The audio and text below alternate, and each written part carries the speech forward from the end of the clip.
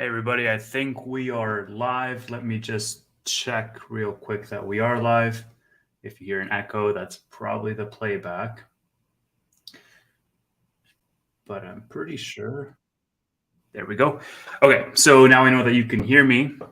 So welcome and congratulations on Sofi crossing $9 a share. It's been quite a nice run up so far. And I just wanted to hop on really quick. I mean, partially to say congrats to the Bulls so far for this run up, even though it is short term and we might have a retracement. I'm cautiously optimistic around the market. We're going to talk about it, but I also wanted to just talk a little bit about some thoughts around this move in general. And this is a format that I don't usually do. I don't usually go live on my own. I usually do the SoFi Weekly podcast and then do individual videos maybe once a week or so. Partially because it's difficult to maintain a stream of consciousness thought when you're staring at a camera, sitting alone in a room. But there's 19 of you or 20 of you now here, so feel free to just jump into the comments and say hi, and we can get this started. So SoFi has doubled now from May 15th. Very short period of time for the stock to have a 100% move up. I remember when I personally bought the stock on the same day that David Cavarini put out his $2.50 price target. That was my buy price, I think, was like $4 and a half, like 4.54, something like that. And well, I mean, we crossed $9, right? Let me just post this so that more people can join and know that we are live. Yeah, so the stock has had a tremendous run up, really crazy to see. And like I said before, I remain cautiously optimistic. I do think that there will be some sort of a pullback, or at least the fear of a pullback given the Fed. And here's the reason why. And I can share my screen too and sort of walk through just a little bit of my thought process while more people sort of join in. So this right here is my Webull. This is how I mainly take a look at stocks. And you can see that pretty much everything that I'm looking at was up today, right? There was very few names that were actually down today, but the vast majority of names were up today. The wider markets were up significantly today. You can see the Nasdaq up 1.5%. That's a fantastic day for the Nasdaq. S&P up almost 1%. Dow Jones 0.5%, sort of lagging behind the rest. You'll always have this because the more risky names generally will come back first because they were the ones that were disproportionately hurt on the run down. And so everything was up, which tells us something. It tells us that, if we look at Tesla, for example, it tells us that this move particularly was fueled by the macro, right? The Fed. So you can see Tesla here up tremendously. SoFi, same thing, up tremendously. And this is the same theme that you're going to see for many and many of these stocks. I mean, you can just throw out a ticker and you'll probably have a stock chart that looks like this on the daily view. And the reason for that is because the debt ceiling agreement passed, the recession is somewhat in the back burner in terms of, people think that the worst has passed, that there are good times ahead, especially because the Fed is expected to pause their rate hikes. And so what happens with that is that everything rises on a macro. And the negative, or the flip side of that, is that the Fed has the opportunity to completely kill that rally next week, or this week, sorry, on Wednesday. Because the entire market expects us to pause rate hikes, and the Fed can come out and they can say, hey, we're hiking another 25 basis points. They can come out with more hawkish comments. They can come out with all kinds of different things. There could be other geopolitical factors that affect it. The Bank of Canada, for example, last week just raised rates. So there's a whole bunch of different factors at play that is making me skeptical for this rally. And a part of the reason for that is that the market out there, everything that I'm seeing on Twitter, the market is extremely euphoric. Let me see if I can pull up something. But if we look at just like the fear and greed index, the market right now, here, I'll show it to you even. So look at that, right? We are in extreme greed territory, right? We entered a technical bull market. We entered a technical bull market, which is 20% off of the lows. And all of a sudden, we are into some euphoric territory.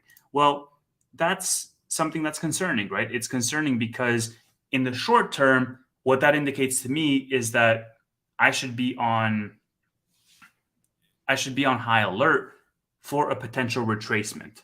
And so that's the thing that's in the back of my mind. I am, however, optimistic because the market falls in times of uncertainty. When things are uncertain, the market will fall. And when things are fairly certain, when you can actually see and project out to the future, the market will, rise on aggregate, right? So there might be some short-term uncertainty with regards to the Fed raising rates or with regards to a potential retracement in this rally, but I think the medium and the long-term uncertainty is for the most part quelled because, like I said, the recession is not as bad as people thought. And generally speaking, people are optimistic about the future more so now than they were back in January, right? So I do think on a wider scale, if we zoom out, we are still in a positive trajectory to keep moving higher and higher, even though we might have a short term retracement in the short term, depending on what the Fed does this week. However, I do think that a lot of it is being expected right now for the Fed to pause, right? One of the reasons is because even though Canada, I think Australia and Europe as well, they raised rates, they also paused for a certain period of time while the Fed in the US was continuously raising and raising. And so now we're expected to pause. Okay, so that's sort of my piece on that. Welcome, Stockcoat, to the stream. I hate Robinhood, but damn, their options are so smooth. Yeah, I mean, you're making a killing in the options game. I saw your tweets today. Love to see it. I think a lot of it people, yeah, I laughed at this comment one. I'm so bad at it, man. Welcome, manager, to the podcast. If you are new, make sure to subscribe at the bottom so you can get notified on when I go live in the future, which I'll try to make them more frequent, but it's a little bit difficult. $14 by the end of the year. Look, I think that if the macro holds up, which, like I said before, I am confident that it's going to hold up, I think that it's easy for SoFi to get into the double digits.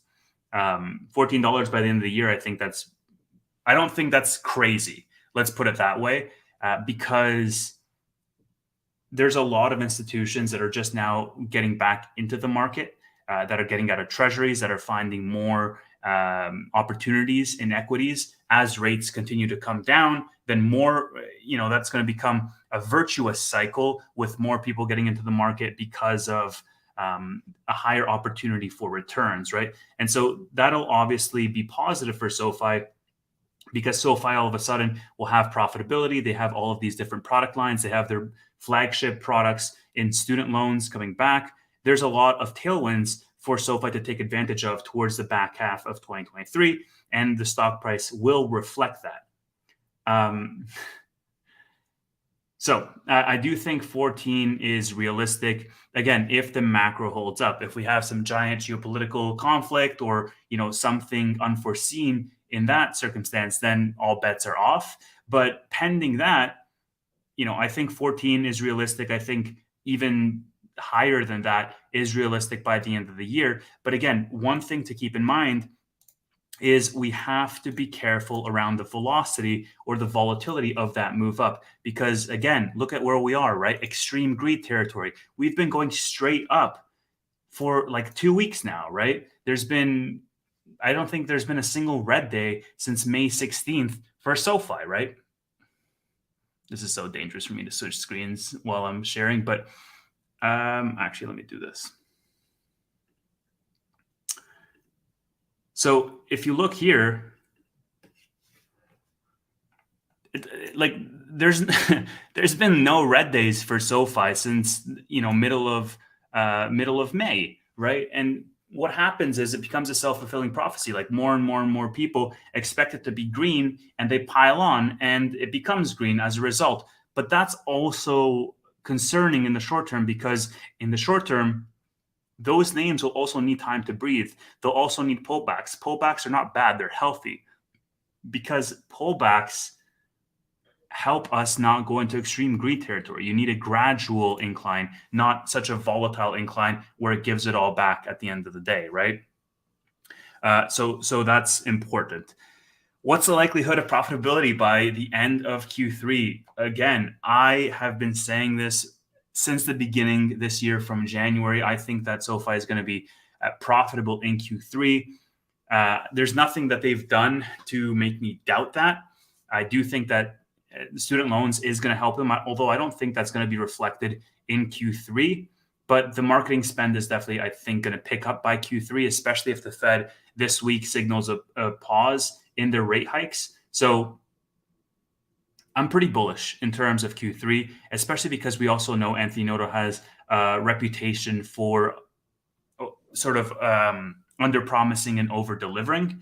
And they said by Q4. So Q3 is naturally when I would expect. I add that little buffer, on top. I think if SoFi does achieve profitability by Q3, it's going to be a very similar situation to Palantir, right? Where Palantir, they achieved their profitability the previous quarter, and the stock didn't really move because the market really needs a period of time to be assured in that profitability. But that profitability is what unlocks a lot of these funds from going into the stock, because all of a sudden it's not a risky growth stock that has to rely on investor dollars to have runway for growth. All of a sudden, this is a self-sustaining company that can grow indefinitely into the future if they are sustainably profitable, right? And so if you think about that, like Tesla, for example, I remember when they went profitable for the first time, they needed a full year of profitability to enter conversations around entering the S&P, for large institutions to finally adopt Tesla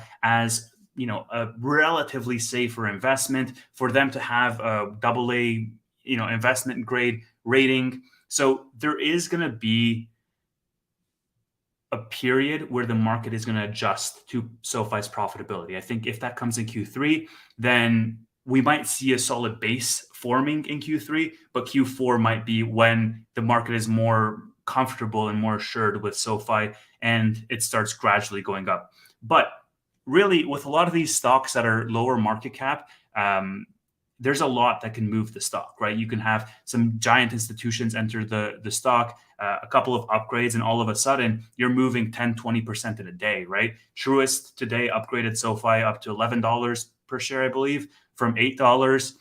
SoFi got upgraded at Oppenheimer to $10 last week. They got upgraded at Citi last week as well. And so these analyst upgrades, the smaller the market cap is, the more volatile those moves will be. And so that's why I think that, Q3 profitability is really important, because number one, it's beating their expectations that they set out in the market. Number two, it's really important because it is signaling that SoFi is ready for prime time with regards to a lot of these institutional investor dollars.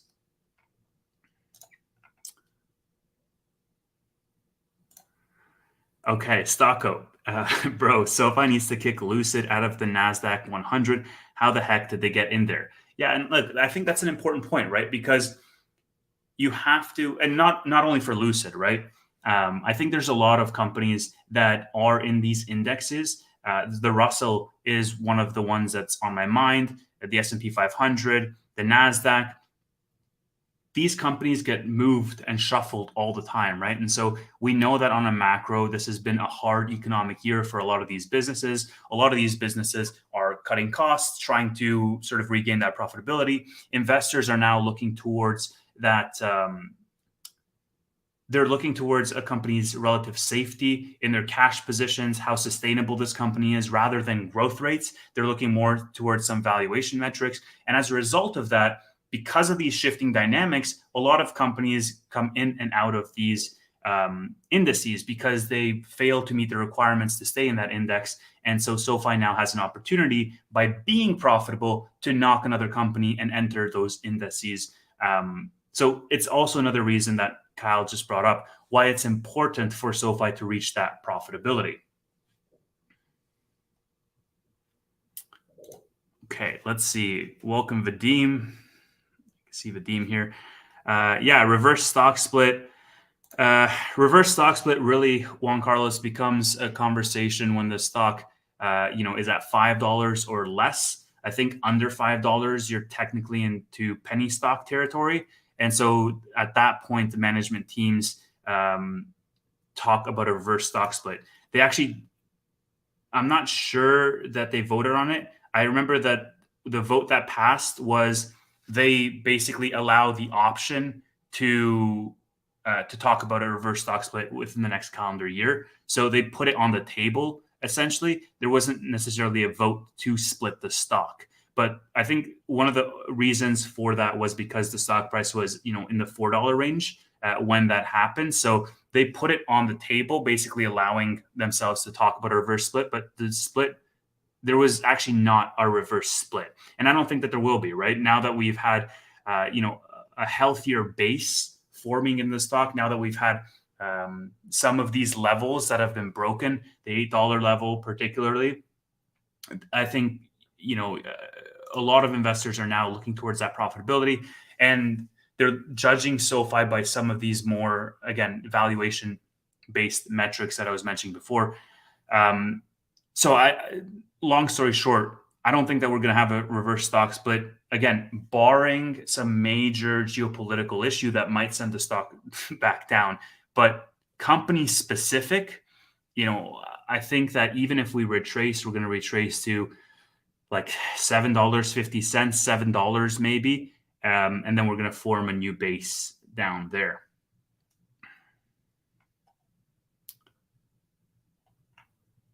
Okay, just looking at some of the comments. Also, thank you for 95 people being here. That's incredible. Like, I don't know why 95 of you are spending your evening listening to me ramble, but I appreciate it. If you are here, drop a like in the video and subscribe if you haven't subscribed already. And feel free to ask questions. I'll be probably streaming for, I don't know, we'll see how it goes. Probably next half of an hour. Right. So the other thing that's really exciting that I wanted to talk about is this right here. Let me just share my screen real quick. SoFi, as of today, not only did it break the $9 range, not only did it hit 52-week highs again, but what it did was it closed at an $8.62 billion market cap, beating out Robinhood's market cap, which is $8.45 billion. Of course, this was a comparison that people made all the time. I know Kyle just made it right now with regards to the options trading, how easy it was on SoFi how easy it was on Robinhood versus on SoFi. But I think that it's really important of a distinction because of the users that Robinhood has compared to SoFi. Robinhood, sure, I get it. Robinhood is not a bank, understand that. But if you look at from a purely user perspective, Robinhood has a lot more users than SoFi does. And so if SoFi beats Robinhood in terms of the market cap, then what that signals to me is it signals that the market is more confident in SoFi's growth rates and growth prospects going into the future relative to Robinhood. It could also mean that SoFi is just overvalued relative to Robinhood, but I don't think that that's the case here because of all of the tailwinds that we know for SoFi. So I think that that's an important distinction, right? Because getting past these psychological barriers is very similar to like the technical analysis, right? Like there's a reason why some of these stocks get stuck at the $8 range, $8.50, $9 range, because everybody puts their sell targets on those levels. So there are psychological effects in the short term with regards to traders entering and exiting the stock. And I think that in large part, these milestones are important as well. SoFi surpassing Robinhood, SoFi surpassing Ally. I think these are important metrics. Vadim brings it up. SoFi surpassed Ally in terms of market cap as well. So they're very important because of what they signal in terms of the stock. Again, to use that same terminology, being ready for prime time. And I think right now the market is slowly waking up to the opportunity that SoFi presents and to the possibility of the stock actually being ready for prime time towards the back half of 2023. Okay. I'm not getting my own cowbell. Thank you for your comment. And this is exactly the reason why. What else? Let me see. I had a note here of what I want to talk about in this video. I was going to mention something else, but Juan Carlos threw me off.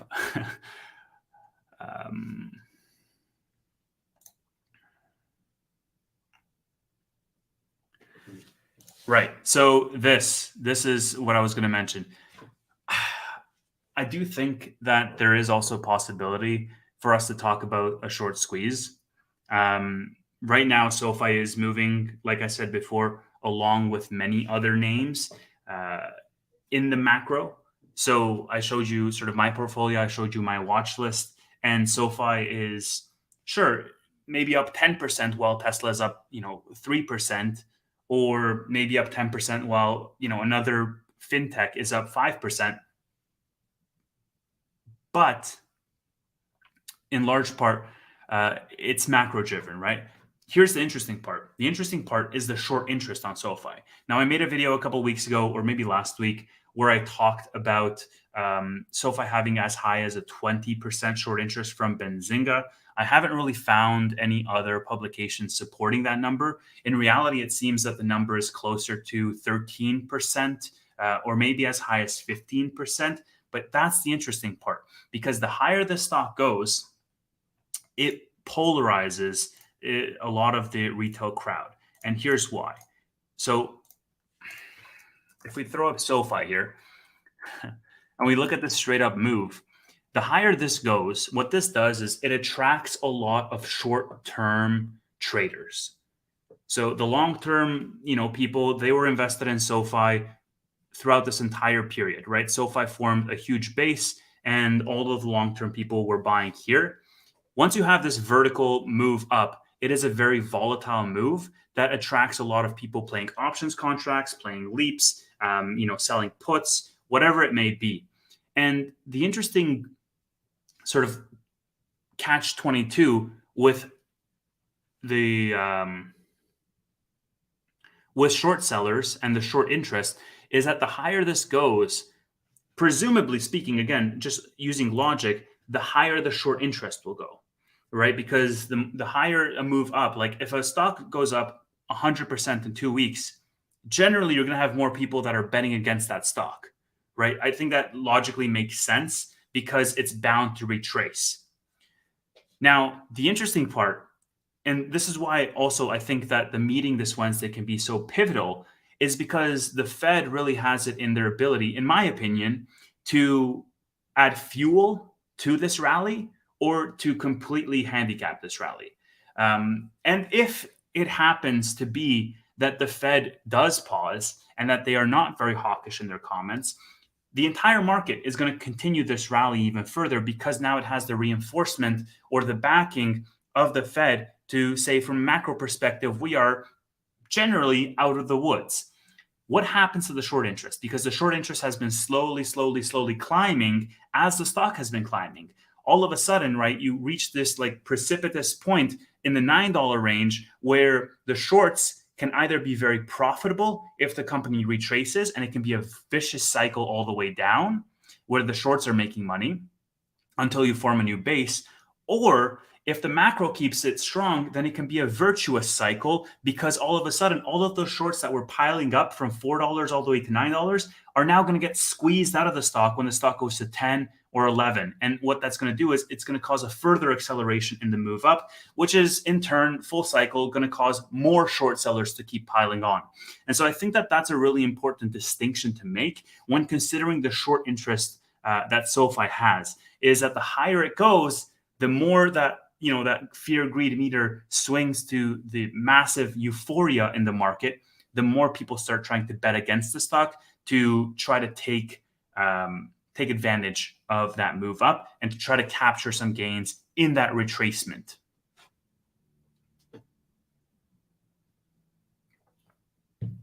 Okay. What else? Yeah. SoFi was beat up this year. I think it was down like 70-80% this year. That also, I mean, it has an impact, right? Because what happens is people, I had a comment here, and I'll throw up the comment when I find it. But basically, I made a post that on Twitter today.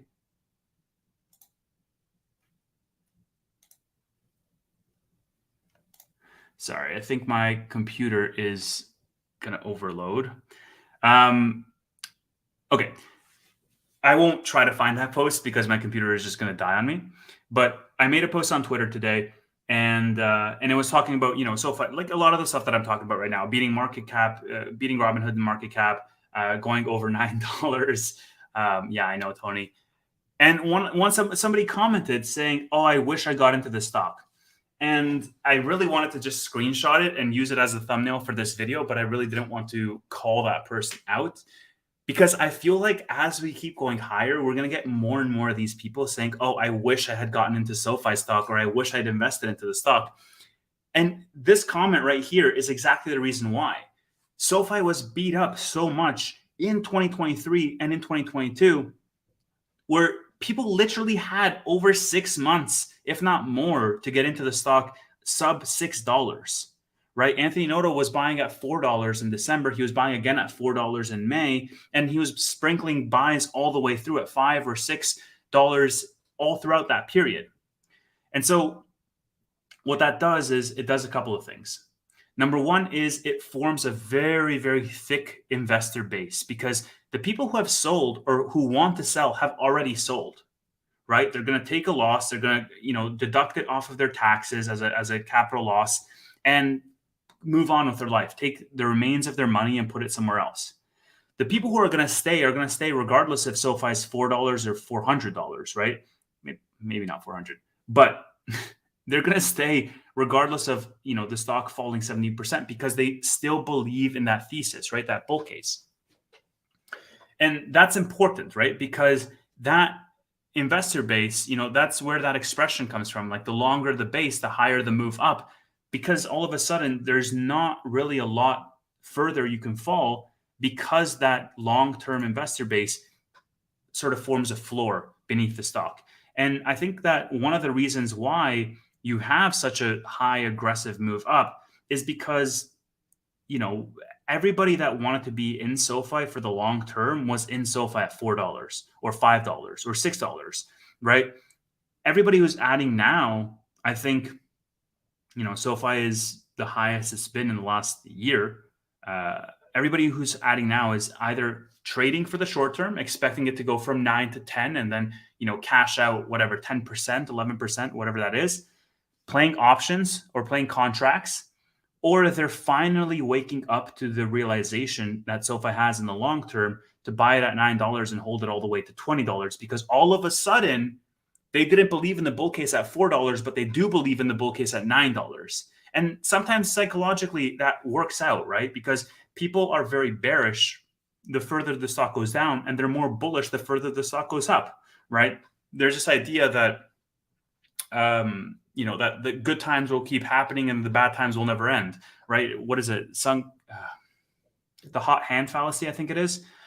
So anyways, my point being that I think this move is important, and I think that we might retrace, but regardless of whether we do retrace or not, this move was important because all of a sudden it opens so many different avenues for SoFi in the future, and it removes a layer of that pessimism that people had at $4 or $5 a share. Because while the OGs, I mean, we were doing a SoFi weekly podcast when the stock was at $4, down 80% year to date, and we were still doing the podcast weekly, right?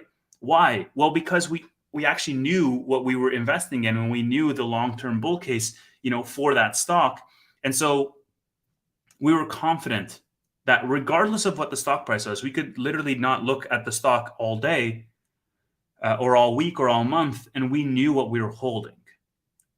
But a lot of people will get influenced by the stock price and will get influenced by the price action. And the further that a stock falls, they're going to get more pessimistic around it. And so I think that this move was also important for that aspect as well.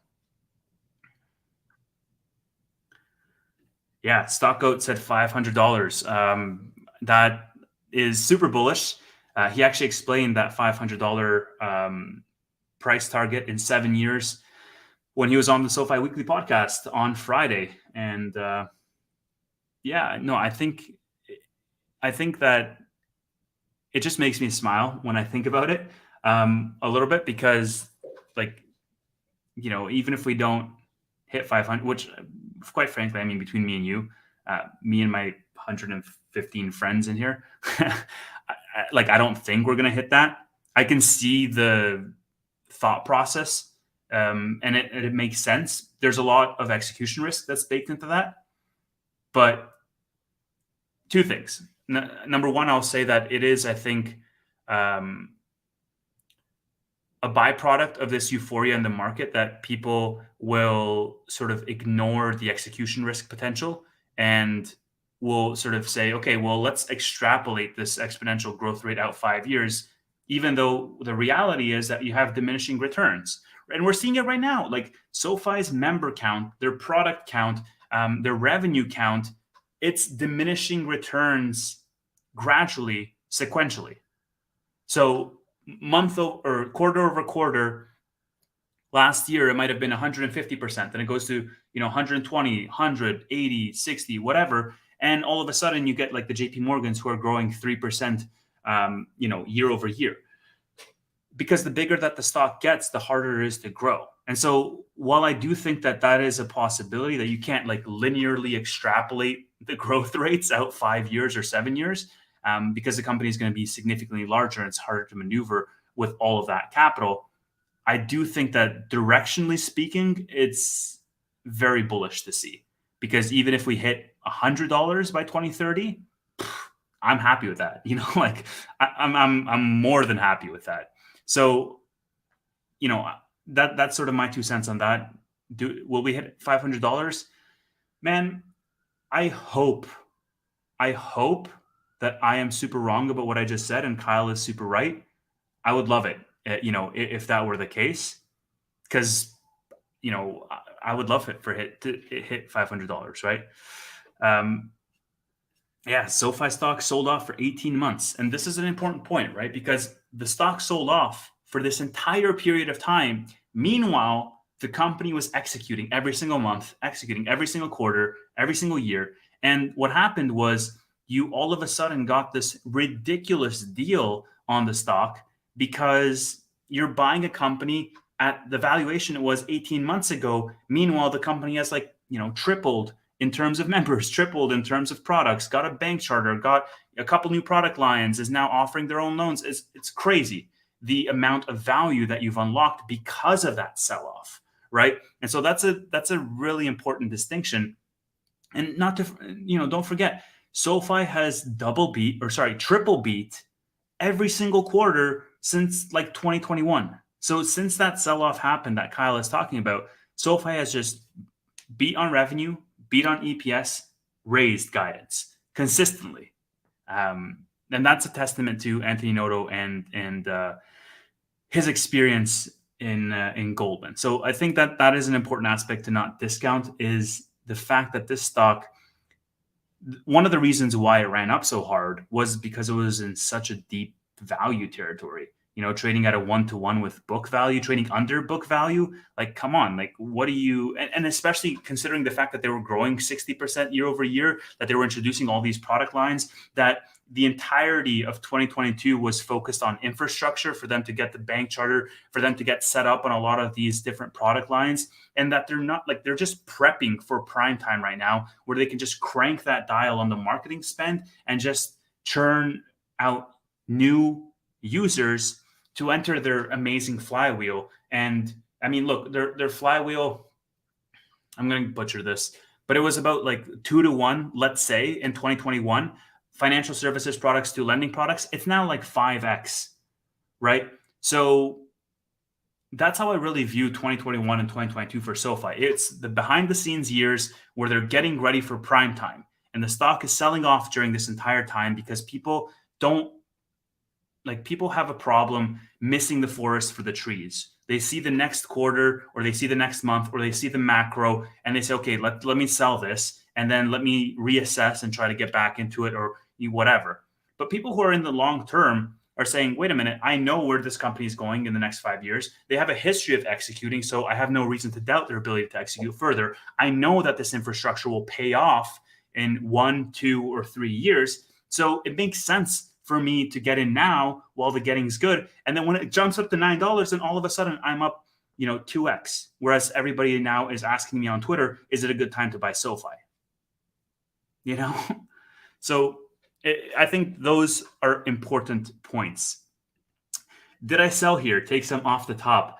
While I would love to do that, I haven't, and I don't think that I will, because if I sell here, I think that it's a little bit hypocritical of me to say that, I'm invested for the long term. And meanwhile, like, even one sell, even if I'm highly confident that there might be retracement, like, what am I going to do with that money? I'm going to lock in, whatever percentage gain and then get back in at $7.50.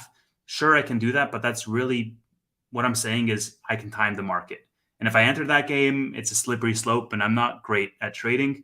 I've lost money that way. So I'm just going to, sit my butt down and put in money every 2 weeks, whether it is to SoFi or whether it is to a couple of my other positions, and stay consistent in just buying. Because once you sell, you're presented with a pretty difficult decision to make, which is to ask yourself, where else can I leverage this money that has a higher rate of return for me? And that's a difficult question to ask, right? Because if I admit that, okay, wait a minute, I can get a higher ROI on, let me just name something, Tattooed Chef. It's the first thing that I saw on my Webull. If I can get a higher percentage there than SoFi, then why is my money not there already, right? And so there's this weird psychological thing that I just don't want to deal with. And it's, a headache, which is why I'm really just invested for the long term, because number one, I'm bad at trading. Number two, I don't have the time to really, do the short-term trading and the options and that stuff. So, yeah, people are bashing on Tattoo Chef. It was the first thing I saw. But yeah, so basically, I'm not selling. I'm not taking anything off the top right here. Let me read this. Vadim says, I bought more shares on Friday and sold the same amount of shares today. I won't be selling my core position until I 5x. And even then, I will only take the initial investment amount. Yeah, I mean, I think, like, if I were to sell stuff, like, I think this is a really important distinction where you just take your principal out, and then everything that, else that you're playing with for the long term is basically house money, right? If I over 2x or if I 3x my money, I can take my initial principal out, and then I'm just playing with the house's money, right? I'm playing with my profits. And if they dwindle and go to zero, which, I mean, they won't, obviously, because the stock isn't going bankrupt. But if they do, then you're back to where you were. You don't lose any of your principal. Again, it's like psychological justifications to help you cope with either selling or buying at any given time, right? Stockgoat, been following you since mid 2021. Originally bought at $22. Yeah, Stockgoat is great. I think he posted something today where he was in the stock since IPOE days, and yeah, I think in by large part, me too. and I remember watching Kyle's videos all the way back, when he was talking about SoFi and IPOE, and at that time, the entire bearish take was around like Chamath's sponsorship and some like weird shady stuff happening there. But if you guys don't follow Stockout, definitely follow Stockout.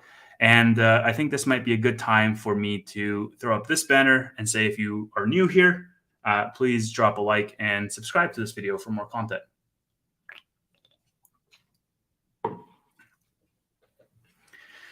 Okay, let's see. Also, thank you to the 115 of you that are here. Baffles my mind, man. I remember going live once, like in early 2022 or late 2021, and I got like 8 people tuning in live, and like one was my mom probably. So 115 people, that works for me. Yes, and this is the other thing, man. Like I have 100K cash waiting for the dip if SoFi goes down. Were you on vacation all year long until now, or like why are you waiting for a dip as opposed to just jumping in now? I mean, everybody has their different sort of time horizons and their different goals that they want to achieve with the stock. But assuming, and it's a big assumption, but assuming that you're holding the stock for over a year, and then I think you were the same one that said, you're bullish to say, so if I reaches $20 by the end of the year, then why not just buy at 9, man, and hold until the end of the year and watch your sort of bull case play out? Like, why are you, waiting for a dip? Like, what's the difference? Like, you buy at 9 or you buy at 8.50 or $8 or even 7.50, let's say. If it goes up to 25, then realistically speaking, do you want to take that risk to wait for the stock to go down in the middle of a rally where it's been up for like 15 days straight? I don't know. That's just a different perspective, I guess. Let me see if I can catch up to these comments. Everybody's average. Yeah, I'll start. I think my average, I just made a tweet actually about it that I had surpassed it. It's about 750, I believe it is, like 754 or 756. But I also have leaps that I bought when the stock was like $5, I think, 520, 530, which I'm doing really well on those leaps. I think I'm up 200% on them. They're 2025 $7 strike price leaps.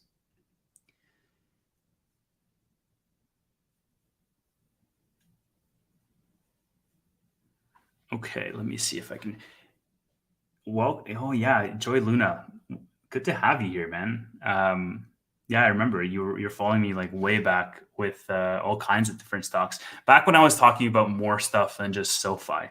But you know what? I actually had somebody comment on my video saying that they want a new Vuzix video, and I want to make it, but at the same time, every time I make some content about stocks that are not like top of my list, they either get like super low views. And I think that makes sense because people start to associate you with niches. And I mean, for me, Tesla, SoFi, my main positions. So I'll make videos around those. And I also think that it's because if I have low conviction in that stock, in other words, if it's not in my top 5, then people will say, okay, well, I can follow some other guy that it is in their top 5, right? So, yeah, I just wanted to concentrate my content in terms of just SoFi, Tesla, mostly SoFi because it's smaller cap and there's less coverage on it. And that's so far worked well for me. Yeah, SoFi probably tops out around 11 with positive earnings. I could see that happening. I think that is realistic for that to happen. I'm not sure when earnings is. If somebody knows, then drop the earning date. But yeah, I can see it. I can see it being a reality. And I mean, look, earnings, I think the EPS number is going to be very important because people are going to be looking for that profitability, right? In Q3. I'm going to be looking for that profitability in Q3. Maybe not everybody, but I think this quarter that they reported, they had negative 5 cents EPS. And when they report again at the end of July, I think, something like negative 2 cents is probably what I'd be looking at, just to show that they're like really on track towards that Q3 profitability. But we'll see how that goes. Am I still buying Unity? Yeah. So I bought some Unity. I mean, this might turn off some people and they might leave, but well, fuck it. I bought some Unity after the Apple news came out. I think that them name dropping Unity is important, and that's really going to help with the brand recognition for Unity, because I mean, like, I work in tech, right? And so I can see developers around, and in the developer community, I mean, Unity is basically something that's massively used for mobile games. And it's also, I mean, they basically got the market cornered in terms of AR, VR. There's a lot of developers that use Unity predominantly for AR, VR, AR, let's say, apps, and less so Unreal Engine. Unreal Engine is used mostly for, high detailed, high graphics games. But think about it, right? If Apple releases these devices right now, the device is $3,500. Nobody's going to buy it. It's only for developers. This is only to, beta test at launch. Next year, when they release their mid-market product that's like $800, it's already going to have all of the apps included. Why do you think that Apple is waiting until 2024 to make this thing live? It's because they want to give developers a 6-month head start. Because if I don't have Zoom on this thing and I can't conduct my video calls, and if I don't have the Netflix app on this thing, I'm not going to use it if it's just the Apple ecosystem, right? It's like saying use a laptop, but you don't have internet, right? You're not going to use a laptop. So once the developers have that adoption and they start building out those apps in that Apple ecosystem, then it's going to be prime time, again, to use that same expression, to launch the mid-market product, which is maybe $800, $1,000, maybe, mid-2024. And what do you know? All of these apps are going to be built, and Unity is going to be the main platform that they're built on. And so I bought a little bit more Unity. I'm bullish on Unity. I think John Riccatello, with his experience at EA, he's bringing a lot to that company. So, I really want to see where that goes. Obviously, I bought them, after the Apple news. So they popped 15%, and then I bought. But whatever, right? I don't care, because I also bought Unity at $100 and it's at 30, right? I remember I didn't sell Unity when it hit 215 or 217, I think was the max, and I didn't sell it, and I was up 3x, on Unity. So, yeah, definitely bought it, bullish on it, would buy more. See, the thing is, there's a lot of stocks in this market that have been quicker to rebound than others. And right now, for SoFi, I would have to be averaging up. And that's not something that I won't do. I'll happily do it. But if I also, what it's doing is it's making me reassess some of my other positions and just take another look at them, and just to say, is the opportunity here, and are they disproportionately beat? Because if the option is now all of a sudden averaging up for SoFi, or adding to something that is significantly down that I still think that has potential, like Unity, then I will put a lot of that money into Unity, and I'll start building up that position until that also bounces back. Trader Josephat, what's up? Good to have you here. Average from 17 down to 8. Yeah, love to see it. Yeah, similar story to me. Finally green again, feels vindicated. Fantastic. I love to see it. Buying since IPOE. Yep, I'm in the same boat.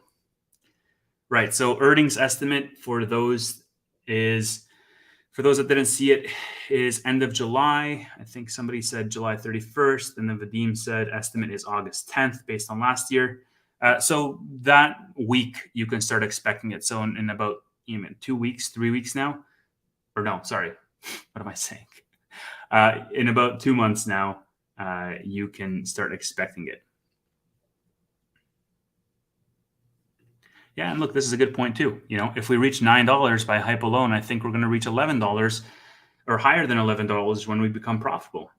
Look, guys, I think that if the macro is positive, and if the Fed sort of blesses this run up by saying, hey, look, we're going to pause, we're seeing inflation come down, and we think we have achieved a soft landing. If they're more dovish in what they say, there's no reason this stock can't enter double digits next week. Hell, tomorrow, right? It made a 12% move up It moved up a whole dollar today, man. It moved up 98 cents. It needs to make like less than 10% for it to be in double digits, right? $11 isn't that far away when you think about it. Again, it goes back to what I was saying earlier. It's really depending on the Fed, because if the Fed is saying, hey, we're good, then what that's going to signal is it's going to signal all of these big boys, all of these institutions to get back into the stock. And they're the ones that are just going to move the stock. And don't forget the short interest, right? The short interest is rising. It's just making me smile when I talk about it. There's a high short interest, right? So $11, I think, is super achievable. Like $11 is what, like 20% away? I don't know. Like maybe I'm delusional, but I do think that this is why I said, cautiously optimistic. I'm optimistic because I think that it can go into double digits. Cautiously optimistic because I think that it's been running really hot and it would be healthy for it to just stop, catch its breath, run again in 2 weeks, in anticipation of earnings. Top 5 high conviction stocks. Okay, let's see. So I think that, top 2, you should already know if you're watching this stream. Tesla and Sofi are my 2 largest positions. Let me actually just take a look at the rest of my portfolio if I have it here.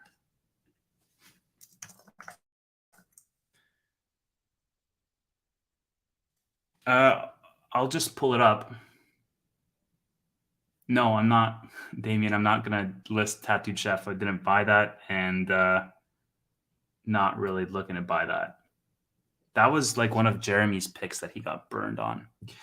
I think, look, for me, if I'm looking at top 5, I think Unity is up there. I think Pinterest and Revolve are also up there. I really like both of them. And then, Palantir is also up there for me. Although with Palantir, I've been considering like selling a good chunk of it because it's already like run up so much.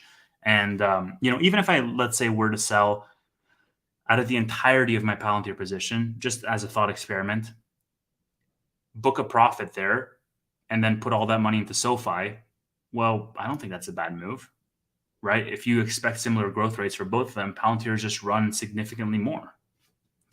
So anyways, those are my positions. Revolve, still bullish on the company, even though I cut it significantly. And that proved to be a good move because Revolve fell like 40% after I cut it. And SoFi went up like 100%, after I reallocated those dollars into SoFi, right? So I have zero regrets about that move. In fact, I feel a weight off of my chest in the fact that I did it. And then also Pinterest, because I think that Pinterest, quite frankly, between me and you, again, me and my 113 friends, I think has a good possibility of getting bought out by Google. I've made videos on this, and I have leaps on Pinterest expiring in 2025. And the entire reason is because I think that Google can make a solid play for Pinterest. PayPal tried to buy them. I believe Microsoft also tried to buy them back in 2021. Pinterest said no to those offers. They've said no to, I think $55 was the highest that they said no to. The stock is at 24 now. I can totally see Google trying to monopolize the search game and buying out Pinterest. I don't know how AI is going to change that, in terms of like this whole chat-based approach to search, but Pinterest is a search engine. It's not a social media company. Like fundamentally, I think that that's one of the biggest distinctions that you have to make when you're looking at them.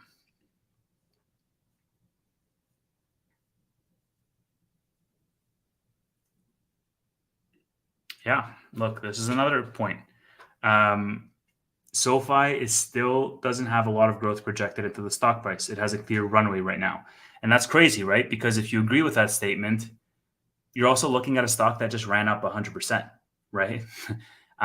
So if you think that they don't have a lot of growth projected into the stock price, then you're expecting it to go significantly higher than this. And look, I always rest assured knowing that Anthony Noto's tranches and Chris Lapointe's tranches unlock at $25, $35, and $45 by, I think, Q2 of 2026. Management team is directly incentivized to get that stock there, right? They're going to do everything that they possibly can to get it there. Don't get too happy. Many people still on. You know what, Eric? Look, I know. Look, many people are underwater. I'm underwater on a lot of stocks, but the truth of the matter is that, again, like I was saying earlier, the same people had over 6 months to average down. Like, I'm not, or Trader Josephat, myself, we're not anomalies in our ability to get the stock cost basis down from $18 to $8. We did it because we had conviction when the stock was down 80%. And a lot of people that are underwater right now, what that tells me is that it tells me that they didn't average down when they had the opportunity to do so. And that's fine, right? But my point is that it's not like a volatile move overnight that's, SoFi got acquired or, whatever happened, that you wake up one day and the stock is up 100% and you missed your opportunity. The train left the station without you. You had like 6 months. We were doing weekly podcasts talking about the opportunity. I think SoFi is one of the stocks that has a terrific research community between, Vadim, Chris Hager, Chris Patel, the SoFi Weekly podcast, Kyle. There's a lot of people, Brad Freeman, there's a lot of people that research the stock and put out amazing due diligence on the stock. And so, like, all of the information that you needed to make an informed decision around averaging down or not was there. So, I think that it shouldn't be a surprise that the stock like shot up. Does it feel great that it did? Yeah, it does, because it feels like a lot of the work that you've been doing as a content creator, and I think a lot of other people making, even tweets around SoFi promoting it or talking about it with their friends, I think they feel vindicated to some degree around, wait a minute, there is something here. Again, it's what I was saying before, right? Like when the stock is at $4, there's more people that are bearish than bullish, even though they should be flipped. And when the stock is $9, everybody's so euphoric and bullish that it can go to 20 or 30 like next week, when they should be, more cautious or more skeptical.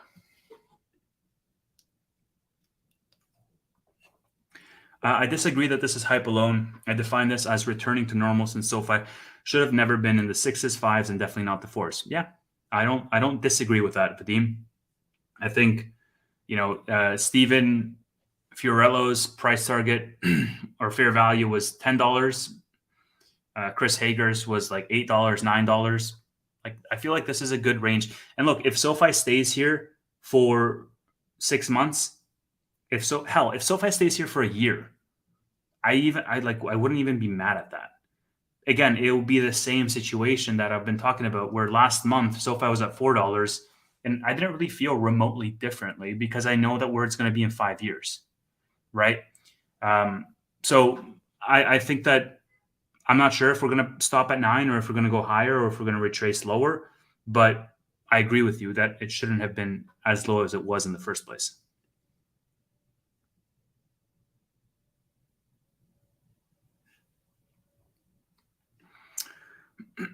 Dan, eventually they'll be profitable, but any concern if they're not by the end of 2023? I'd love to learn the reasons why, especially because the student loan forgiveness is like, student loans is a portion of their business that's coming back. And that's obviously going to be a super huge benefit towards the stock being profitable. So that is something that should expedite profitability rather than push it back. So I'd want to know why that's the case, and then make a decision whether it's a cause for concern or not. But again, I don't think that it will be the case because of student loans. Like, that was, the joker in the deck, or the unforeseen thing happening with student loans coming back earlier than expected.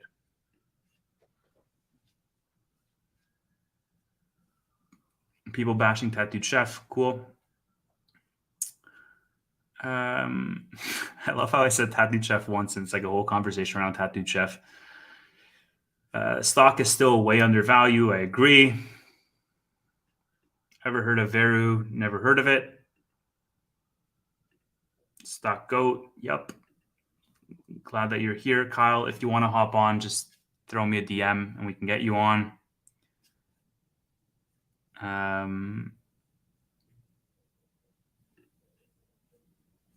Here we go. This comment. Yes, agree 1,000%, Tony.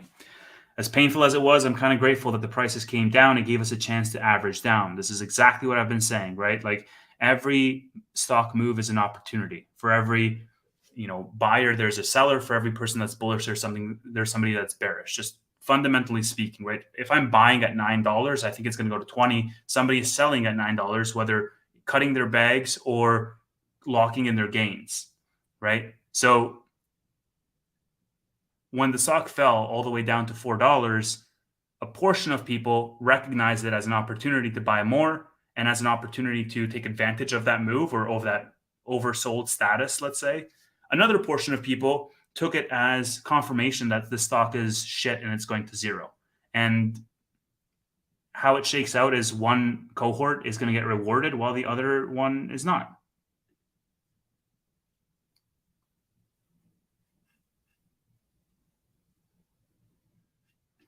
Yep, I agree with this too. I feel more secure about a relatively high stock price once we announce profitability. Again, Steve, profitability is going to be fundamental to institutions loading up. And institutions loading up, we know, will form the solid base that the stock needs to have a sustained run up. This is why I don't like this. I love this run up, don't get me wrong, but this is why I don't like it, because it's volatile and it's happening over the course of 2 weeks where it's going up 100%. I would much rather have it happen over the course of 3 months or 4 months and form very solid foundational floors at every psychological level, as opposed to, it going up so fast on a macro and the market being so euphoric as it is right now, right? So once profitability comes, then institutions are going to load up. And once institutions load up, then you're going to have a more sustainable run up.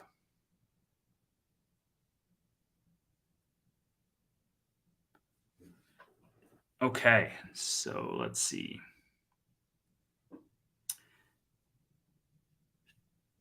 Yep. Talked about this. Downside of being in the green is that if you want to add in the future, your average cost goes up. I agree.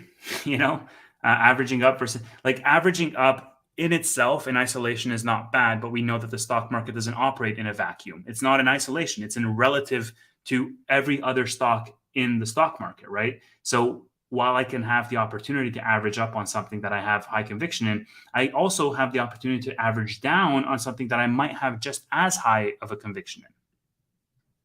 Yes. Thank you, David Cavarini. I am going to get your name tattooed on me. I'm not going to do that. Wedbush is our new hero. Agree. Somebody has to check up on that guy because, man, if that guy was like, if we'd known that David Cavarini was the real catalyst for Sofi, like I would have wanted him to come out with this price target earlier than he did. Like, why do you wait so long to give us a $2.50 price target?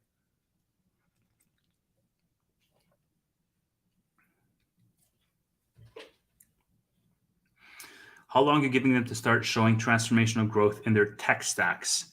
This is a good question. So I think from a tech stack perspective, we made a big move with regards to Wyndham Capital and consolidating our home loans. I think the next big move is going to be something, around SoFi Money in general.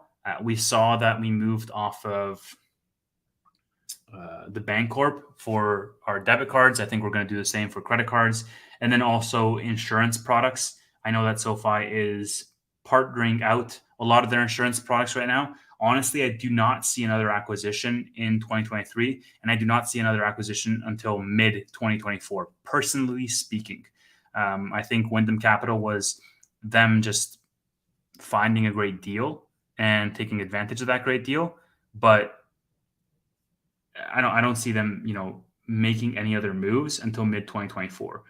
So I think that the tech stack is going to be something that is longer to adopt than a lot of their B2C businesses.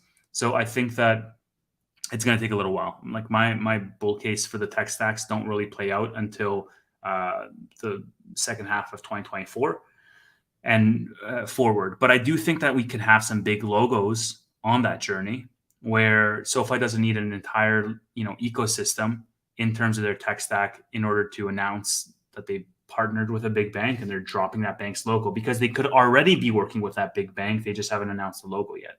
Let's just say.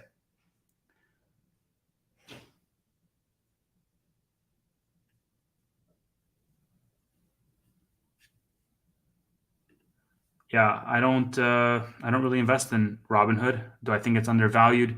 I don't know. I think Vlad lost a lot of trust with the retail crowd with regards to what the GameStop thing, even though it was something that the business, sort of had to do. I think that still has a bad taste in people's mouths. And why would I invest in Robinhood when I have SoFi? Yeah, it's crazy how everyone is talking about the stock. That always happens. The stock is up, and all of a sudden, everybody's like, "Oh, is it too late? Like, what's going on?" I mean, the real ones are the ones that were in the stock at $5, $6, and I don't mean the ones that just bought the stock on chance in the middle of May and are riding this up. Like that, to me, is partially luck, right? Because you don't know what the true bottom is, but it's also a good awareness around the macro and what the opportunity is. I'm not knocking it. I'm just saying if you've held this thing since IPOE and then you've averaged down all the way and you're not, you're in single digits now and you finally see this run up where it's at 52-week highs, yeah, you're going to feel a little bit vindicated. You're going to feel a little bit, like you've had redemption because you were in this all the way down. You averaged down when everybody was telling you it was stupid, when everybody was telling you it's going to go to zero, or all of these bear cases. Stock-based compensation is too high, blah, blah, blah. So I don't really feel bad at all, when people are saying like, oh, is it too late or whatever? Because again, this was not a shock. It should not come as a shock to people that the stock is up this much. Okay, let me read this. What's interesting about SoFi being cultish is that they use the product and it can directly influence the momentum of the company itself. Palantir, I can't get my neighbors to use. SoFi, you can. Yes, but the big money is in those juicy government contracts. The big money is in B2B operations, right? It doesn't matter if you personally can use Palantir because that's not their business model. They're not chasing, your $1,000 investment or my $500 investment. They're chasing the giant, Black Rocks of the world, right? And so I think that, again, we are minnows and there's entire sharks in the ocean that can invest in these things. So I think that the brand power is really important, but don't forget, SoFi has an entire B2B arm in their technology stack. And that B2B arm is really the thing that takes them from, 0 to 1, let's say, or to this insane valuation, right? It is the full self-driving that Tesla has, right? Like Tesla in itself, let's say, is an electric vehicle company and they make electric vehicles. But SoFi's Galileo aspect, their B2B portion, is their full self-driving. It is their dojo, right? Their product dojo, their AI component. It is a thing that will advance the product so far. And the reason why it advances the product so much further is it because you're dealing with large institutions. So it becomes less about the brand awareness around like, oh, wait a minute, what is this company that's associated to the stadium that Taylor Swift is playing at? And it becomes more about, holy crap, BlackRock is like the biggest, asset holder in the world. And all of a sudden they're all using Palantir's technology, like stuff like that. So I think that there are pros and cons and it's just a byproduct of their business model.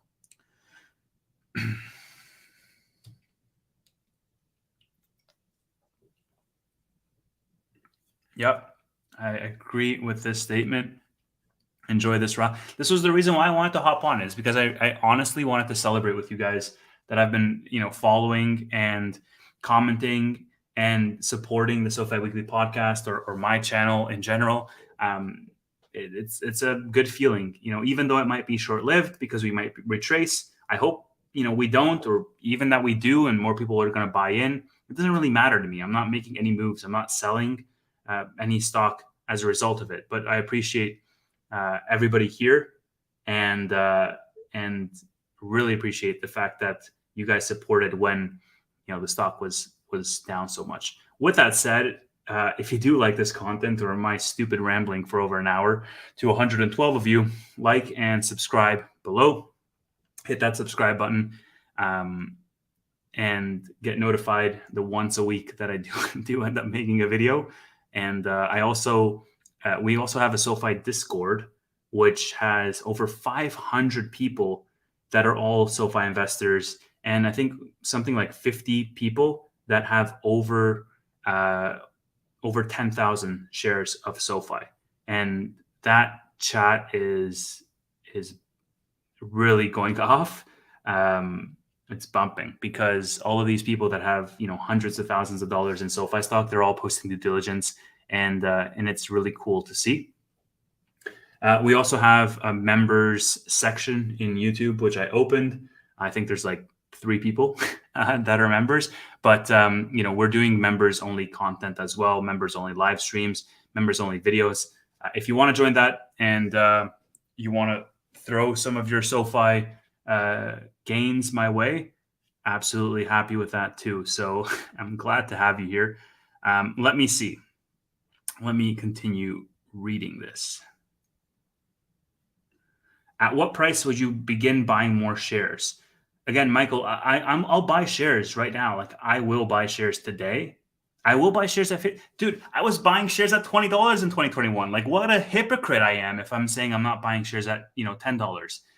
The difference is that there are so many more opportunities relative to that time when I was buying at $21 today. So I would say here's the plan, and that you guys can hold me accountable to this. The plan is, I'll still buy SoFi at $9, $10. Probably less so because I sort of have an alternative investment opportunity to finally purchase a house, hopefully, so that I can have a roof over my head at some point in my life. But if SoFi stock falls to like $7 a share, definitely if it falls to $7 a share, if it falls below my cost basis, basically below 750 and even further, honestly, man, like, I'm going to go much heavier.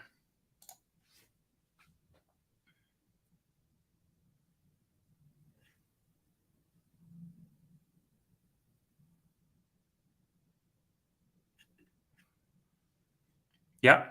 Organic growth, Damien, can grow absolutely exponential. It's network effects, right? It's the reason why the social media companies are so large. It's the compounding effect of how that organic growth plays out. It's also one of the reasons why SoFi is literally capping a lot of the members that they're adding, right? They're lowering their marketing spend. They're being really selective about the FICO scores that they're approving, and they're artificially lowering the members that they're approving. But if they were to open those floodgates, so to speak, then that becomes really interesting to see, let's say a year or two down the line. This stock will trade $9 a day in the future. 9 is nothing. Hey, I'll take it. Thumbs up, the like button. I wonder how many will sell if this takes a short-term dump. Love this comment, Eric. And the reason I love this comment is because, again, it plays to what we've been saying so far around human psychology, market psychology.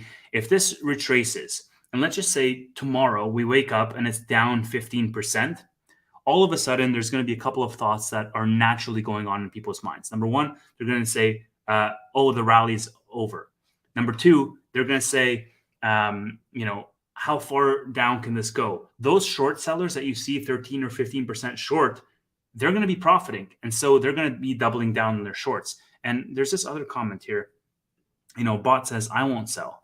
And I love that. Bot won't sell. I won't sell. But again, there's a lot of people that are in the stock today that were not here at 5 or 6 or 7. They're only here to capture those short-term gains. And if so, look, if I was a short-term trader and I entered Sofi at $6 and I see the first red day that breaks a 15-day green trend at $9, I'm selling, right? Like I'm selling, I'm taking my whatever 50% gain because I know that I was a short-term flip for me, right? But the truth is that, I'm long-term, managers long-term, bot is long-term. So there's a lot of people that just won't sell because they were the people who were there in the beginning. But to your point, Eric, I do think that there's something to be said around the acceleration of sales because of how hard the stock has been pumped, because of how much the stock has run. 100% in 2 weeks is nothing to sneeze at. And it's something that it could just as easily take away 20 or 30% off of the top and still be a fantastic rally.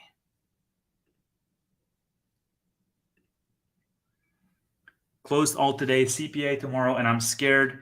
Wrote it from 5 to 9. I'm so proud of you, man. Congratulations. I love to see that. That's fantastic gains. Enjoy that. How do I get in the Discord? Okay, I posted a tweet. Let me see if I can find this tweet. The reason is because I think that this might kill my laptop if I look for this, but I'll look for it anyways, and I'll try to pin it on this channel. Sorry, I should have probably come more prepared to this.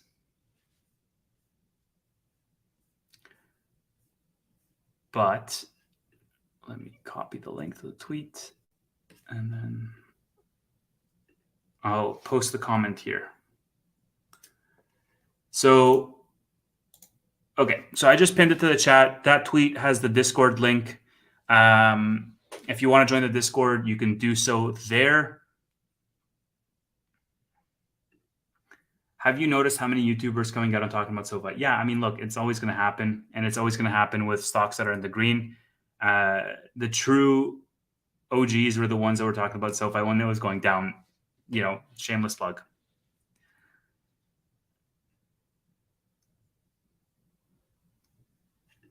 Let me try to read this. The only shares of Sofi ever sold was 165 shares for 22, 23, and 24 back during the last big run up to the $25 range. It went up to, I think, $28. By doing that, I brought my average down from 19 to 16 at the time. Worry, I started following you because of the video you did on Etsy. I liked it, and you got me into Sofi. Please do your own due diligence. Please do your own homework when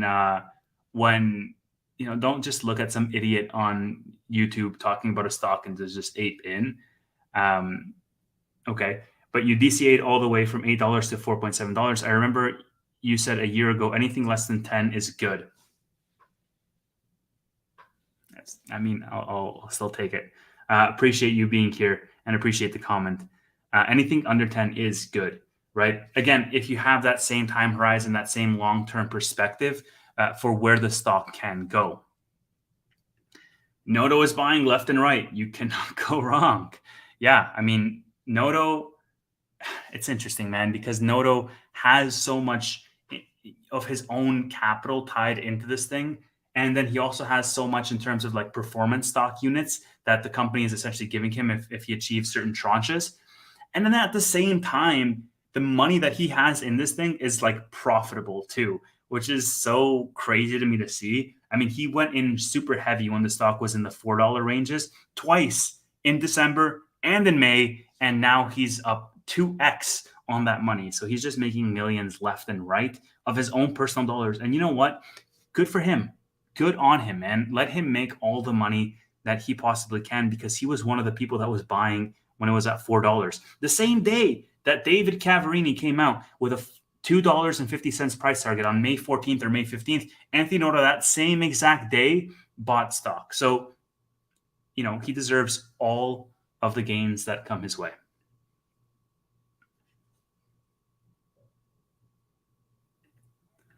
Eric, I think we're going to hit your price target really, really soon if we have a solid, if this rally continues. I mean, this rally has to continue for what, like at this rate, like 3 more days and we'll hit it. We'll see. Shorts got squeezed today. It's a possibility. Every stock in my portfolio was up today, I think. And I think almost all of them. But most of them were up only 2% or 3%, and Sofi was up 12%. So I do think that there was something to be said around short squeeze. I still think that we have a lot left to squeeze, and a lot is going to be riding on the Fed.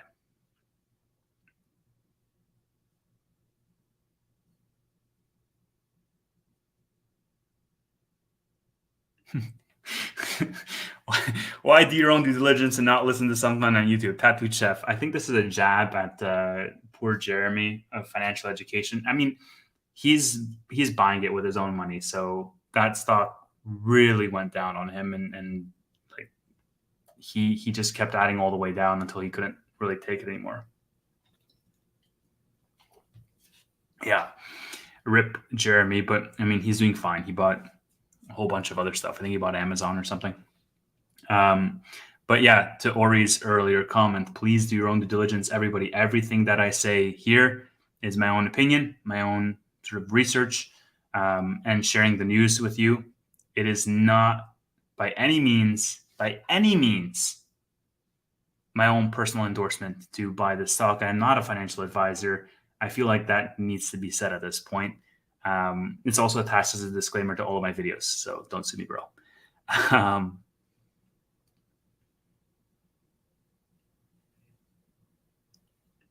Let me read this. Stock Goat, Kyle, I hope you're still here. If not, maybe you can respond to this. Or hold on, let me read it first. Stock Goat gave me a lot to believe in, but then left us hanging for months while stock was low. You guys on Sofi Weekly kept us strong and up to date with news. Yeah, I will say Stock Goat, Kyle has been really fantastic in a lot of his content and in a lot of the news that comes out recently. I see he's often like the first one to be posting that news. So again, I think Sofi has one of the best communities out there, and I'm just really glad to be a part of it. Also, Anthony Noto has connections to Goldman Sachs. Who knows? GS might make an offer when Sofi is profitable. I said this, manager. I know that this is your first stream that you're catching of mine, but you know, one of my most watched videos that I released was a video that I posted on January 3rd this year, where I said, "Is it a possibility for Goldman to make a buyout offer for Sofi?"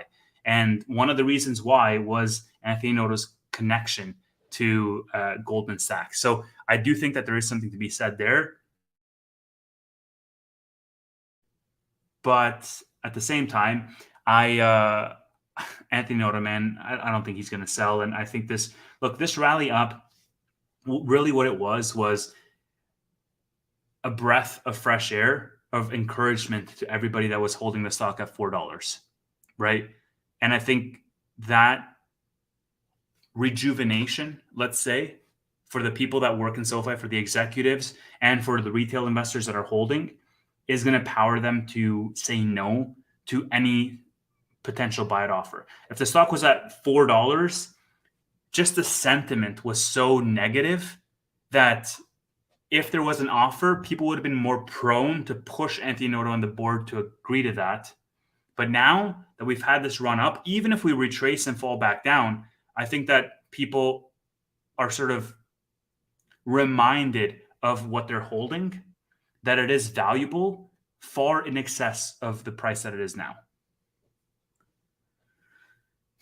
Okay, let me see. We've been on for about an hour and 20 minutes. I can't believe that. I thought I would be awkwardly in silence after 10 minutes. Yeah, the club. What happened to that guy? He was putting out good I remember watching that guy in the very beginning when this was still IPOE. But you know what? That guy was super heavy into options. I think he had like a lot of money in options. And I'm not sure what happened to him. He just stopped making YouTube videos. I hope he's okay. And yeah, if anybody knows, let me know, because I remember watching him like way in the beginning in the IPOE days. Yep, that $11 price target helped SoFi today. Truist raised their price target from $8 to $11. I'm surprised Jeremy hasn't bought SoFi. Actually, I think that Jeremy has thought about SoFi. I know I've talked to him about SoFi. I think Amit's talked to him about SoFi as well. He's talked to Amit on his channel. I've actually met Jeremy. I met him in Vegas back in 2021. He's a really, really down-to-earth guy, really chill dude. I really like him a lot. But yeah, we should definitely try to get Jeremy in SoFi. Or not. You think that he's going to have this Kathy Wood effect where he's just going to buy it and it starts falling? I don't know. We'll see.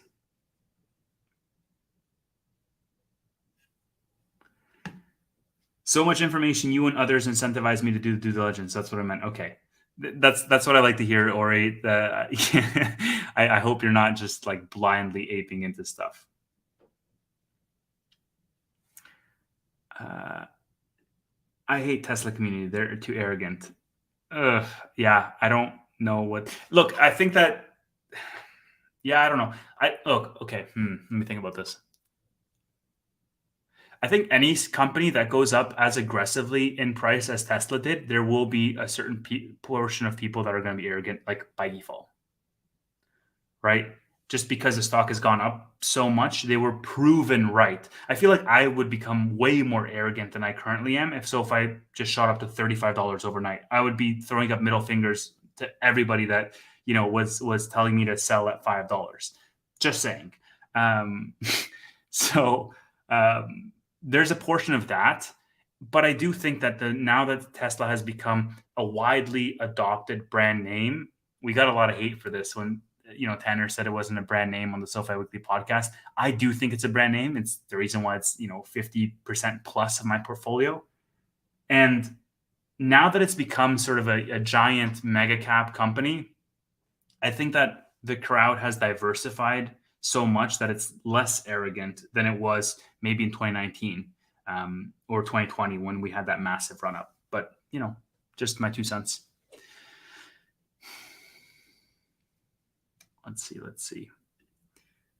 Noto seems to be Elon 2.0. I wouldn't say that. Although I know that Noto is a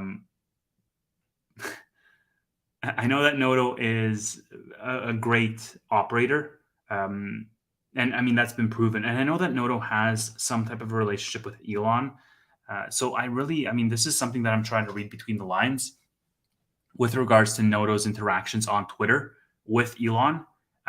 That's always something that's interesting to me to see that whether there might be any possible partnerships or integrations there.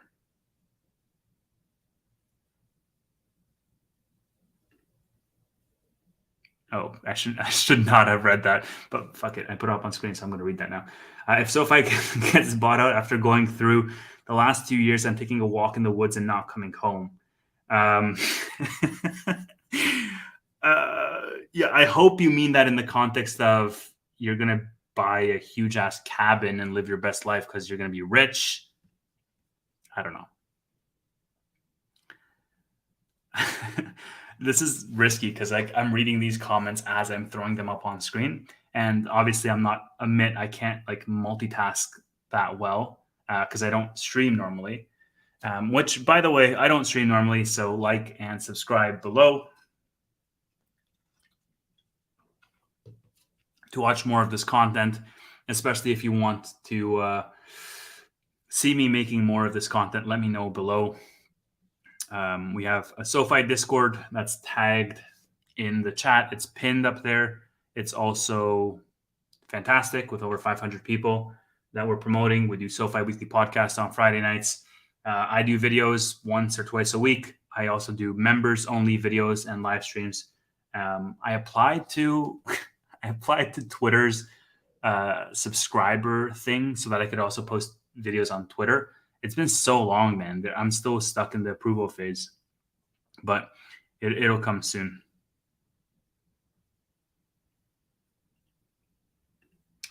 Whoever called me okay, no, he fixed it.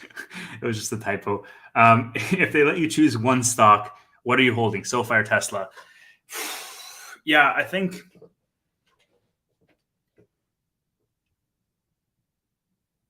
Well, I mean, look, there's a reason why Tesla is 50% of my portfolio and SoFi is like 20. Um, I think SoFi definitely has a lot of room to grow further than Tesla on face value, but I'm still picking Tesla because of the wild card pick. If Tesla can manage to, you know, like let's say SoFi gets profitability. Let's say SoFi gets some of the biggest banks in the world. Let's say SoFi gets an amazing flywheel. Let's say SoFi gets whatever. They hit $50. They hit $500, which is Kyle's price target in 10 years. I still think that Tesla is tackling the biggest industries in the world.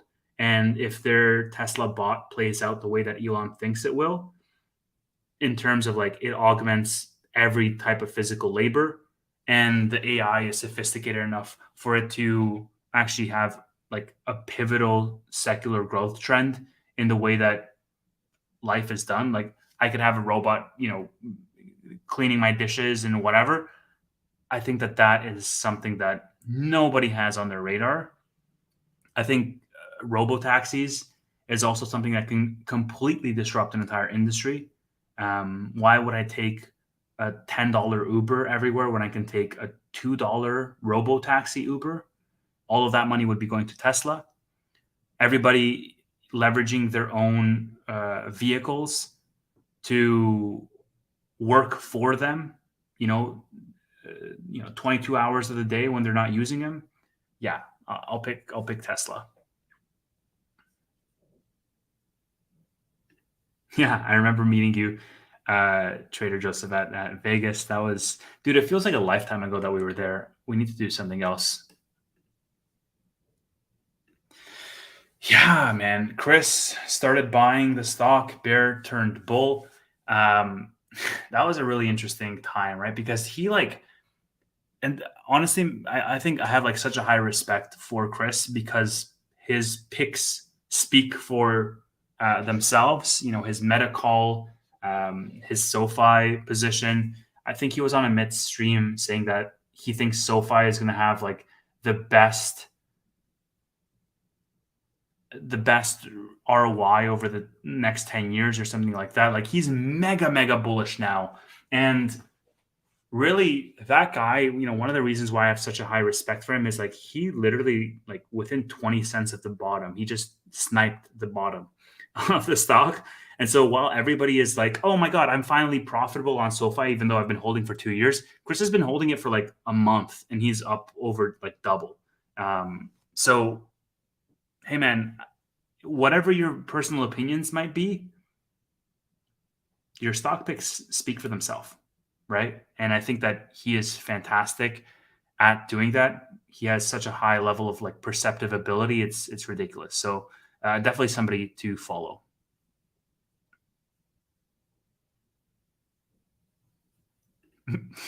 I want, dude. It's so hard. I cannot hold my laughter. It's like one of those times where like you're in a classroom and they tell you not to laugh. What's the first thing you're gonna do? You're gonna laugh.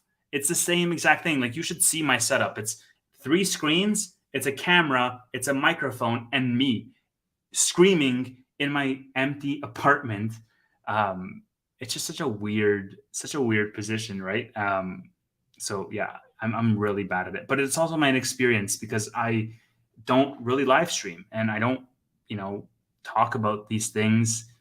When you, if you were to see like the blooper reel of editing one of the videos, it's ridiculous because I say something and then I lose my train of thought and fuck it up and then cut it and then say something else. Like next time you look at one of my videos, take a look at how many jump cuts there are. It is insane.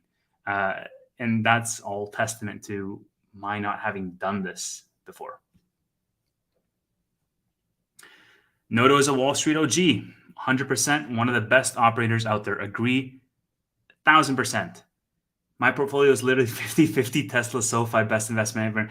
Gabriel, I know exactly what you're talking about. These last 2 weeks, man, it's been crazy because Tesla, SoFi are just at the top of my portfolio. And it's great. I was talking to a friend yesterday and he was saying, wow, like on Friday, Tesla went up 7% and SoFi went up 7%. And I was just like, yeah, motherfucker, like my whole portfolio is up 7%. Like just those two names are over 70% of my portfolio.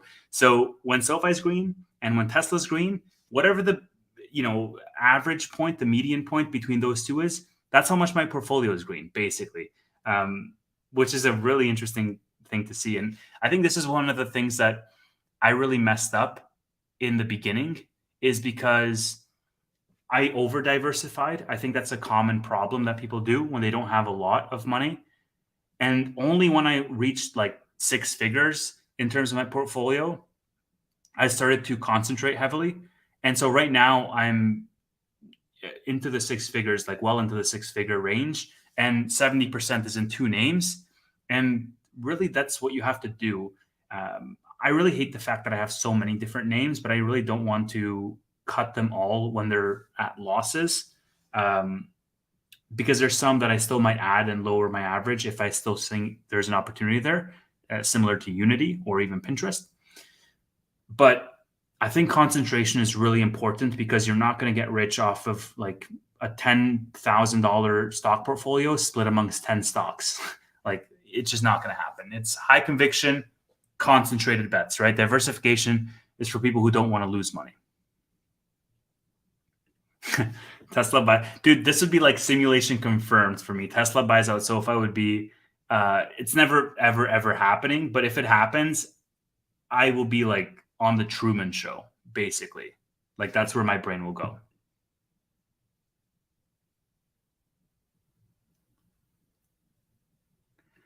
Okay, let's read this one.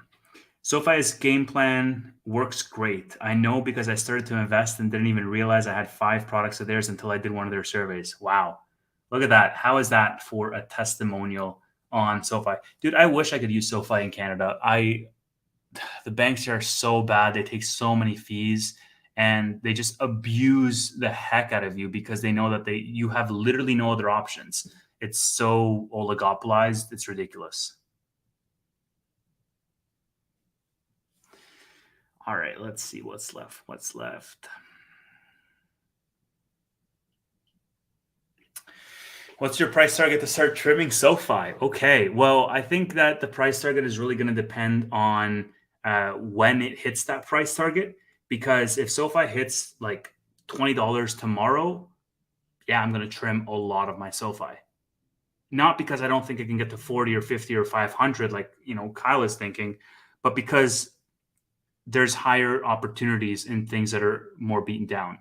And so this is always a multidimensional question that's relative to the other positions in your portfolio. It's not something that happens in a vacuum where, at this price on an absolute basis, I will start trimming or cutting. It's at this price relative to what everything else is at, i.e., where are my other opportunities? Then I will start trimming. And I think that a lot of that is a byproduct of time horizon. If it goes to 20 tomorrow, I'll cut.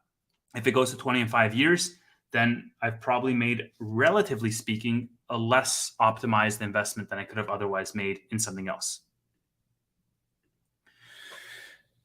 What is my Leaps shares ratio? I think it's 10-1 shares to Leaps. How do you usually decide to buy or sell options compared to shares? I'm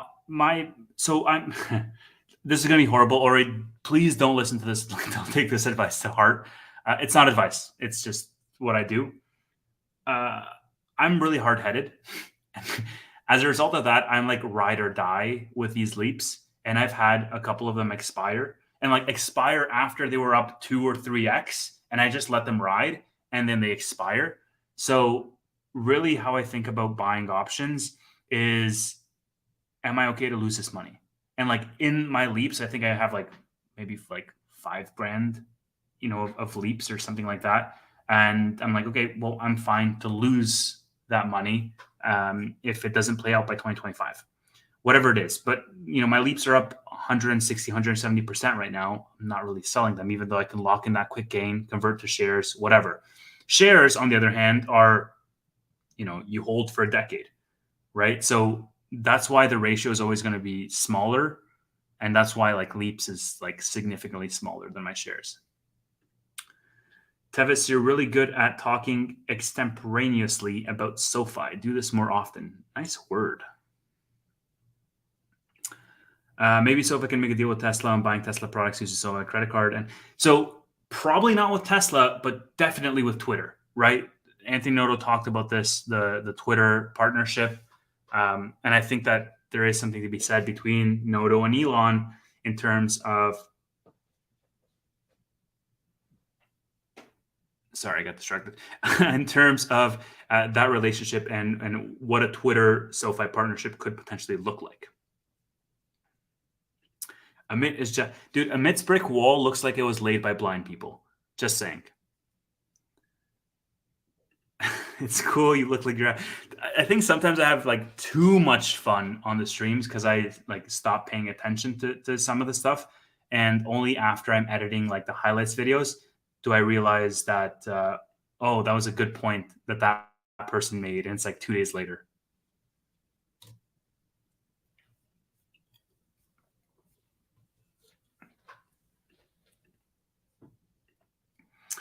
I think Chris was just lucky on SoFi. Nothing has changed in his arguments against SoFi, and these days, except him actually researching SoFi. Yeah, could be. But the thing is, Vadim, that Chris not only invested in SoFi, but he invested in a whole bunch of different fintechs and banks alike. He invested in Truist. He invested in a whole bunch of different names, all at the same time. So there's something to be said, I think, about like the macro awareness of how that entire sector is going to do. Also, there is 112 of you here. Appreciate you being here. I'm just going to throw this up one more time to do a little self plug, but even more important than like is subscribe if you want to hear this stupid voice for future videos. Hopefully with a lot less filler words and a lot less ramblings and some more coherent points. And if you want to join the SoFi Discord, that's tagged in the comments above. It's pinned up there. And SoFi Weekly Podcast every Friday. If you want to join a membership for YouTube, I think there should be a button for you to do that somewhere. It should say join. And you can do that. And I'll do members only videos and members only live streams. I'll try to do it more occasionally. But you can always also reach out to me on Twitter and at Fun of Investing, all one word. I'll stay on for just a little bit more, but I know that Tanner wants to jump on at 7:30 to talk about, the fintech frenzy, and I don't want to steal my guy's thunder at all. So I will definitely, I'll hop off in about 20 minutes when Tanner is about to jump on. How about that? Let me just keep going on some of these comments.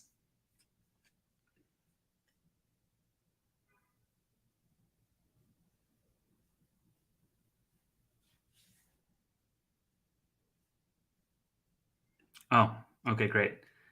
Tanner's here. Tanner, you have anything you want to self-promote while you're here? Just try to steal my chat audience. My portfolio, 40K in SoFi, high risk reward, approximately 135 in total. 16K in options account, building for income, covered call writing.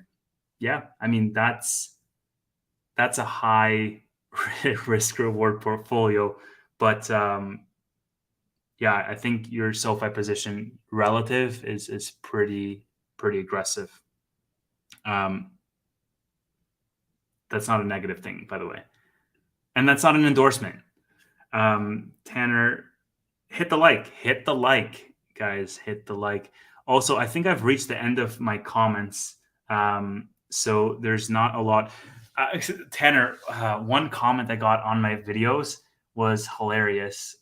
I would pull it up, but I don't want to like flash my YouTube creator dashboard. But basically, it was in response to the last the last weekly, and the guy said, I watched the whole video all the way until the redhead started talking about Tesla not being a brand name, and I just fucking lost it. I just started laughing to myself.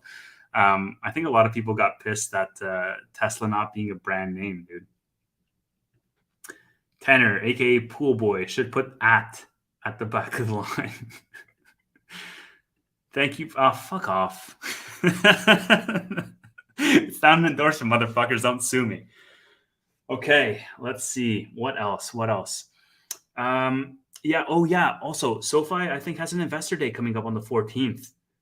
That's also something to be looking out for. They did their Morgan Stanley thing today.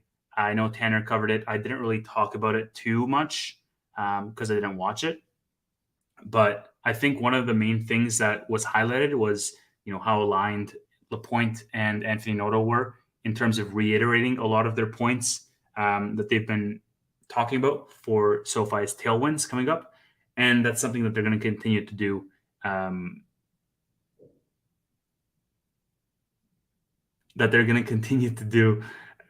On Wednesday during their investor day. So definitely something to look out for.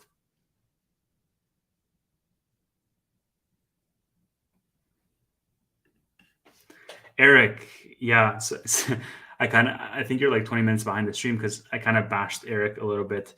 But yeah, look, if you've been working on averaging down, man, I think that's really the wider point that I was trying to get through. It's people who have the conviction will average down and will buy it when it's low. So definitely not trying to put you down in the slightest. That's all I was trying to say, is because doing the SoFi Weekly podcast, we get a lot of comments and DMs from people that say like, oh, the stock is shit, the stock's going to zero, blah, blah.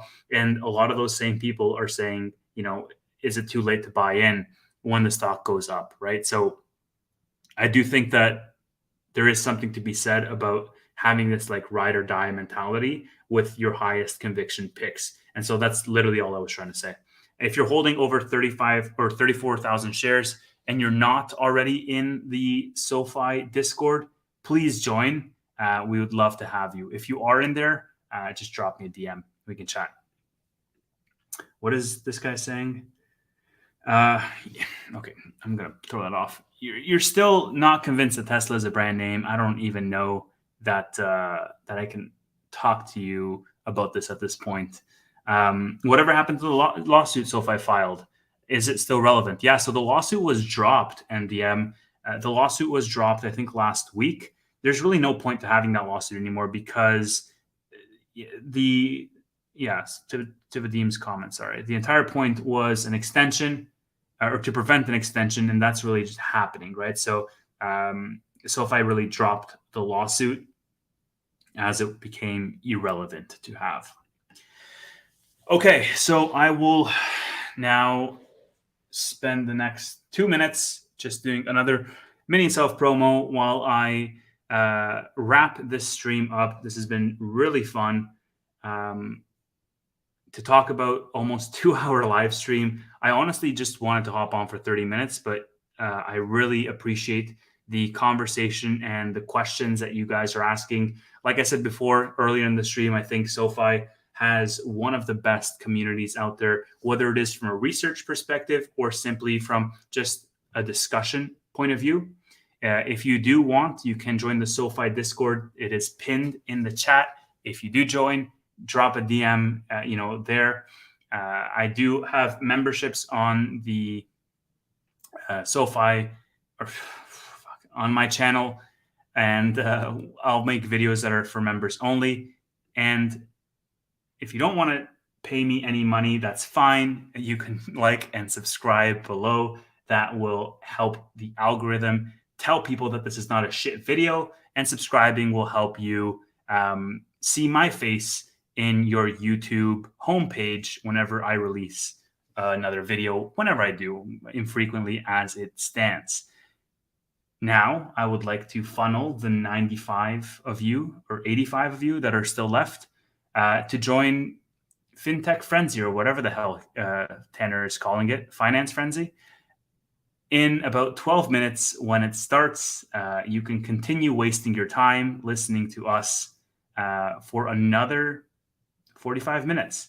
So I appreciate all of you, and I hope to do this again. If you did enjoy this, drop me a note on Twitter.